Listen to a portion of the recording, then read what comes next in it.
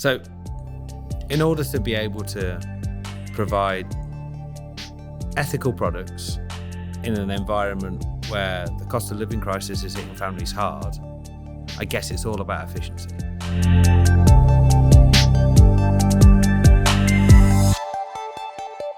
Welcome to the Retail Podcast from Slimstock. I'm Will Severn. I've spent my career talking with retailers, so I thought why not take some of these conversations and put them into a podcast to share with you and talk to industry experts about their views. Today I'm joined by Mike Donnelly, a retail expert from Slimstock.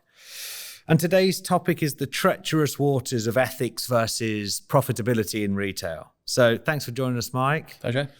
Tell us about yourself and your career in retail. Okay, so I joined retail right from university in 93. So obviously retail was different then than it is now. And I'll kind of give you a flavour of my journey from starting as a very naive allocator to leaving the industry in 2016, a little bit more hardened, a little bit greyer, a little bit more experienced.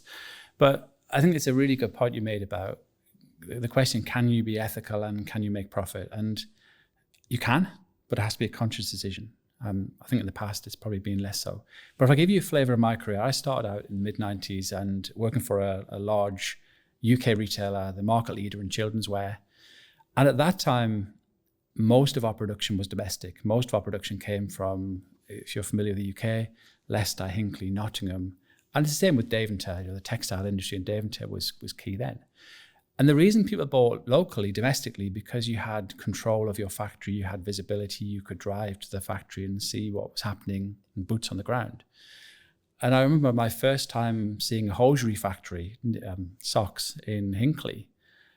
And it was a shock to me how that factory worked. And there was an element of naivety. It wasn't a sweatshop, but in my view, it felt like that because I didn't know anything else. So I think what we saw over the evolution of the 90s and into the early 2000s is the reason people bought domestic because they could charge a premium for it, and it was there was a bit less competition in the high street. High street was dominated by one or two very big retailers, certainly in the UK. And as we started seeing an evolution where there was more pressure to achieve margin, and the pressure of delivering and achieving margin in the UK from domestic produced factories, the margin wasn't there. So there was definitely a shift towards the Far East, a shift towards Turkey, where labour was plentiful and cheap, and that sort of see a transition from UK-based production slowly started to move away from the UK into the Far East and into Hinckley, Nottingham, So it started to move away from the UK into the Far East, China, India, etc.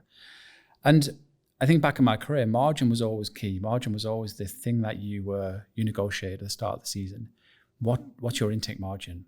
It gives you the platform to deliver your profit. And typically the intake margin is driven from how much volume you put with your supply base.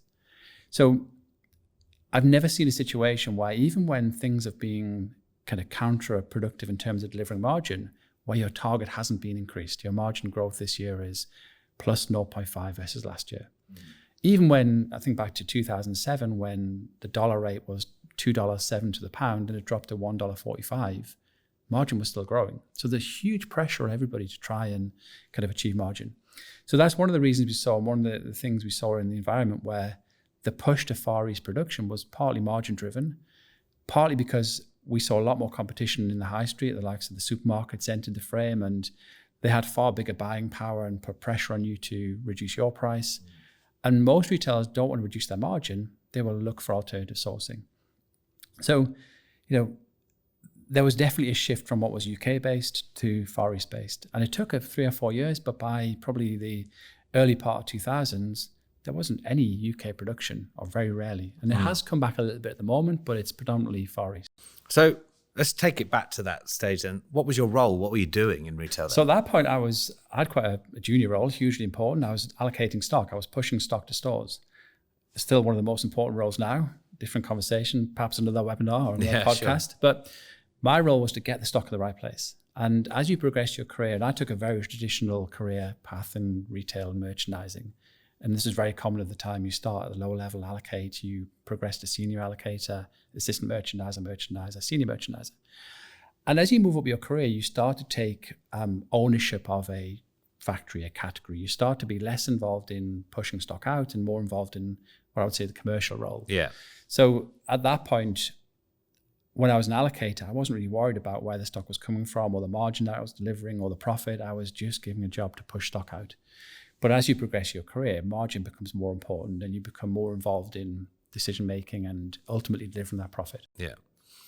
So you mentioned about things changing, and what has changed? If you think about the way retailers source product, what are the major changes that you've seen in recent years? Well, I think some of the changes happen because of tragedies. I think it's safe to say that there's change that comes about because retailers want to change, and there's change that comes about because they're forced to change. And I think back shortly before I left my career, and I left retail in 2016, we saw the tragedy in Bangladesh where the Rana Plaza collapsed, and it was a factory that I hadn't been to. I'd been to Bangladesh many times, and if you've ever been to Dhaka, you'll see that it's very densely populated, and you can't really build outwards. You have to build upwards. Yeah. But also the planning permission and the planning laws are quite loose and quite, not necessarily followed. So Rana Plaza was a factory that was being used by lots of Western retailers. And I won't name any of them here because it's not, you can look on the internet and see who they were. But the tower collapsed the day after that. It was told not to be used because there were cracks forming in the foundations or in the walls. And this goes back to as a factory manager or as a country manager, your task is to deliver your margin or deliver your product for your customer. That's it. Your task is to produce the goods, ship the goods, and make a profit. So at that point, there was a huge pressure on that factory manager or company manager to achieve his targets and to deliver his stock to the Western companies. So he made the decision to put his colleagues back in the factory, and the factory collapsed, and I think 1,100 people died. So a huge tragedy.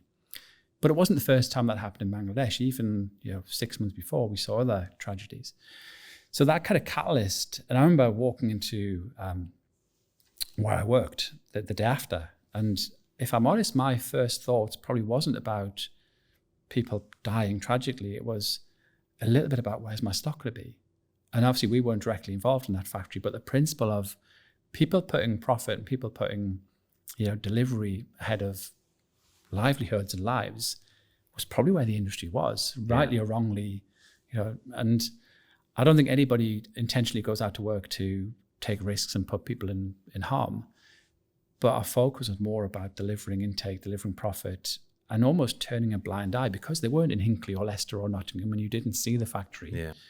You couldn't help but be disconnected to it. And it takes you back to that first question that we were talking about is, can you be ethical and profitable? And I think the industry is taking huge strides forward, right? Corporate and social responsibility is rightly a key part of all the mission statements of every single retailer that we touch and we speak to. Well, I think if anything that came out of that time, and it was a horrible time for a lot of families massively, legislation changed. I think there was a huge push to be transparent and traceable and sustainable, and ethical it's a wide encompassing word, but it's a really important word that, doing the right thing, even if that meant at the expense of profit, is still doing the right thing.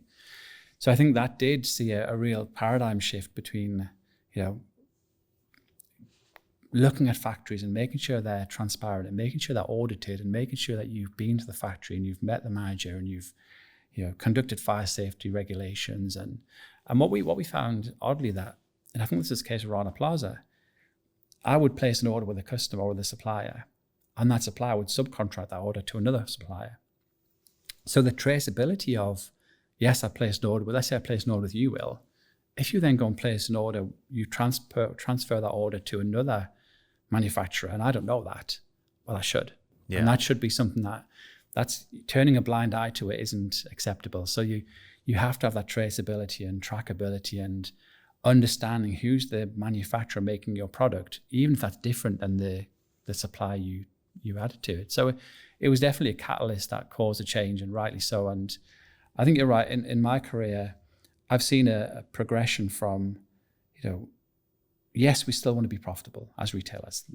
We're not charities. We have to make money.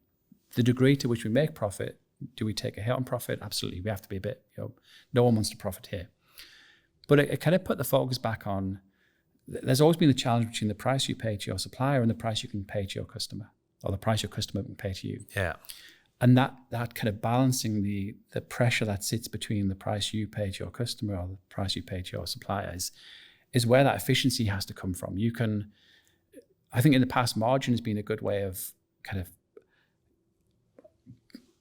I guess, margin's been a good way of hiding inefficiencies in supply chain. It didn't matter because you had the margin. You could smash your supplier, you could put pressure on your supplier to deliver you at a very competitive price. So it didn't matter that you weren't efficient in your supply chain because you could get away with it. Yeah. And I think those days are gone. Sorry, but the other end of that is you end up with a whole load of stock that you necessarily don't need. The trend. I was talking to Peter Bock in a different episode, and the trend for waste and the want within the consumers to see a reduction in the throwaway culture is having a huge impact in the way people behave within retail, right? Yeah, I think retailers will they'll do what they need to do and they'll do what they want to do. And often it starts with what they have to do, legislation. People change because they're being forced to, they're being asked to by government regulation.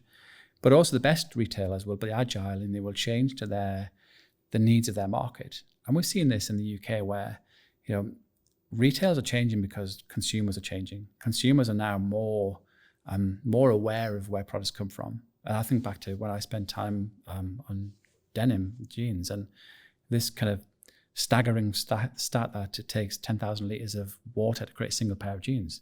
No one advertises that because it's vulgar. Yeah. So I think retailers will always evolve to what their customers need. I think customers now start to see the need for products that perhaps last a bit longer. They're a little bit more sustainable, they're a little bit higher quality. And perhaps that means, I think Peter mentioned about how many products you buy a year. I think we're seeing people buying fewer products, but they're buying products that will last a bit longer and maybe paying a premium to do that. Mm-hmm. But also it's, the price you pay, ethics costs money and the price you pay delivers that, but you have to pay a slight premium for it.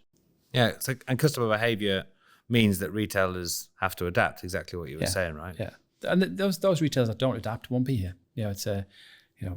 Retail's about evolution. You respond to the market, you respond to what your customers want, and those that don't, and sadly there's been lots of retailers that haven't necessarily evolved and aren't here to tell their story. Sure. Yeah. So in order to be able to provide ethical products in an environment where the cost of living crisis is hitting families hard, I guess it's all about efficiency. Yeah, I think efficiency is the tool that allows you to avoid passing pricing on inflation and avoid that inflation risk that you can't pass on to your customers. And listen, efficiency has been key for the whole of my career. Now I think you can't afford not to be efficient. In the past, perhaps you could because you were buying cheap, labor was cheap, labor was plentiful, freight was cheap, so you're actually making margin. The dollar rate was in your favor, so you've got a lot of natural margin from a very strong pound. I think that's different. I think the world's the different world now where you have to be as efficient as you can to mitigate the fact that you can't simply put your pricing up by 10, 15, 20%. You can't simply put pressure on your supplier to drop their prices by 15%. The risk of doing that is you end up in a situation where you haven't got control of your supply base and sadly bad things happen. So you have to seek out that efficiency. It should be the number one priority. Yeah, because the consumer wants you to be ethical. And it isn't going to change, and rightly so. So you have to find a way to be able to deliver it without sharing costs with them. And I think that's, if you think about back in the 90s, I think there was broadly four reasons to change, 4 reasons to be ethical. The first one is you were told to, legislation, you had to, you didn't have a choice. The second one was probably because you're responding to an incident. Rana Plaza, and immediately you go into defensive mode. You go into, I'm pleased it wasn't me. That kind of, it's horrible. As a retailer, you should do that, but you're trying to protect your brand, and the first question you ask is, does it involve us? And I think that those first two are kind of responses to being forced to do it. The third one is you change because your customers tell you they have to. And I think the fourth one is you change because you want to change. Yeah. And we've seen a real kind of flip around in the last 15, 20 years where, now the most important reason to change is because you want to. The amount of customers we speak to where they've recruited a ethical manager or a compliance manager or a sustainability manager. It's part of their mission statement. So it's almost flipped those around, that you never want to be at point 4 or point 3 where you're either responding to an accident or a tragedy, or you're responding to legislation. You want to be ahead of the legislation. Yeah. And I've seen that, change. I've seen that. I was I was invited along to one of the global manager meetings for one of our customers in the UK, who are a outdoor wear supplier, and they exactly that half of their time in the UK was talking about their ethical and social responsibilities and what they're going to do and how the business is moving in that direction, because it's at the core of what they deliver, and that's becoming more part of a mission statement for all retailers. And I think what I would say is I've traveled the Far East many times. I've seen some really good factories, even in the 90s and certainly before the collapse in Bangladesh. There are good factories. There are really good factories that look after their colleagues, that have accommodation on site, but they're generally expensive. That you get what you pay for. And I think now it's becoming the priority number one is to have that traceability, that you're comfortable because you're doing everything right. I think that's a different shift than we saw, sadly, because we had to change, because the industry changed, Sure. because legislation pushed. And I think one thing I'd say about retailers they evolve. They're very agile. They're very stoic. Things happen and the business evolves. And I spent my 25 years in retail, almost 30 years, and the guys I see now, who are people I've worked with in the past, they're still as passionate as they are now as they were. The passion's still there, the dynamism's still there, and you have to evolve with what the market's telling you. And I think sometimes you want the retailers to evolve because they want to evolve, not because they're being forced to. Yeah. And that's, I think, where we are now. And that still doesn't mean there aren't occasions where we see things happening. Even in the UK, we saw modern slavery happening not too long ago. So you can't be complacent. I said before that complacency is the enemy of any expert. You have to be agile. You have to be always a step ahead of what you think you need to be, because the last thing anybody wants is plastered on the front page of a newspaper. It does huge amount of brand damage. Yeah, bad for the brand, but I guess the real reason behind it is it's genuinely the right thing to do. Yeah, it is. And I think all retailers want to do the right thing. I think sometimes the challenge is you're conflicted. You're Sure. trying to achieve a profit, and sometimes what do you compromise? Is the profitability? Is the sustainability? Is the ethics? And sometimes those boundaries are blurred. So how would you advise retailers now? So what would your tips be to the retail world to say, if this is how I would do things to help drive the agenda? Well, I think luckily a lot of the legislation that came about meant you have to be. You can't have factories that aren't audited. You can't have, you can't pay peanuts for workers. You have to have a level of governance within your business, because if it's not, the governance outside your business. And I think having a dedicated ethical manager or a sourcing manager or a compliance manager, wherever that phraseology is, and it comes back to what their job role is. Their job role is to do the right thing for the industry, even if it's not the right thing for the shareholder, because ultimately it is the right thing for the shareholder to deliver a safe environment for their workers to work and for their suppliers to supply. So it comes from the top. It comes from the top. If you can't play lip service to it, you can't greenwash it. It has to be an act that is done because you want to do it. And I think we've seen a huge shift where retailers do that now because it's right. It's what they should have done all along. And I think some of the retailers were. It's just that not everybody was, and there was a pressure to do things a little bit, turning a blind eye. But I think as a retailer, have a team, have pride in the fact that you're looking after people, you're looking after families, you're looking after livelihoods, and you're doing it in a very safe, very transparent, very kind of well-governed manner. Because if you don't, you're back to where we were 20 years ago, where it takes a tragedy or it takes government legislation to force you to. Yeah. And that's not a place anybody wants to be. Sure. Thanks, Mike. And thanks for joining us again today. So, real quick summary from me. Retail is moved, it's changed from an ethics and sustainability perspective. The consumer is expecting more from the retailer. I think they're demanding more. For sure. And that demand means that the retailer has to find a way to deliver that, and want to find a way to deliver that ethical trading in a manner that's going to remain profitable to the business. And it's back to your point about that efficiency gain. Efficiency is a really good tool to help you mitigate and provide the platform to give you that ethical standpoint. Brilliant. Well, thanks, Mike, and thanks everyone for joining us. If you work in the sector, or particularly in this, corporate social responsibility area, and wanted to join us or share some questions that you want us to cover, then please feel free to send them in. But thanks everybody for listening, and speak again soon.